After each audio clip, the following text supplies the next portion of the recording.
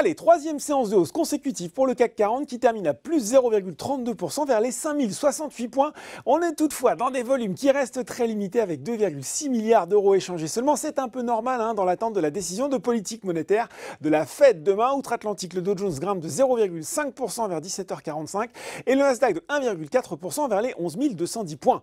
Côté valeur française, l'action Fnac Darty a agité et rassuré les marchés aujourd'hui.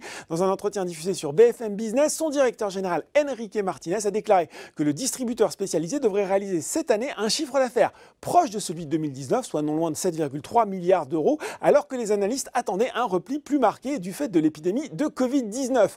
Le baril de Brent repasse lui au-dessus des 40 $ et ça fait du bien aux parapétrolières Vallourec en tête du SBF 120, mais aussi à CGG ou encore Technip FMC. La belle remontée du jour est en tout cas à signer Peugeot, le titre qui a perdu jusqu'à 3%, termine à plus 2,16%. La marque au Lyon a annoncé hier soir une modification de son accord de fusion avec Fiat Chrysler, notamment la participation de 46% de PSA dans l'équipementier Forestia. Elle sera distribuée aux actionnaires du nouvel ensemble et puis FCA réduira son dividende exceptionnel à 2,9 milliards d'euros au lieu des 5,5 milliards d'euros envisagés initialement. Effet collatéral, en tout cas, Forestia signe le plus fort repli du SBF 120, moins 6,59%. Et puis Renault recule également pour sa part de 2,55%.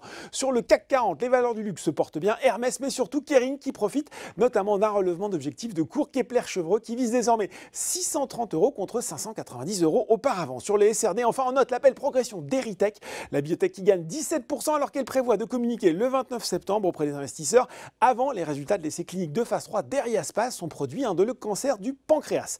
Du côté des baisses, cette fois-ci Carrefour n'a pas positivé, la faute notamment à Crédit Agricole CIB qui a cédé environ 25 millions d'actions du distributeur à 13,80 € par titre, soit 3,1% du capital pour un montant proche de 345 millions d'euros. Quelques prises de bénéfices logiques sur Dassault Aviation après l'annoncière d'une vente de Rafale à la Grèce. Et puis sur le CAC 40, Airbus et BNP Paribas étaient également mal orientés. Airbus qui perd plus de 45% depuis le début de l'année. Voilà, c'est tout pour ce soir. En attendant, n'oubliez pas tout le reste de l'actu éco et finance et sur Boursorama.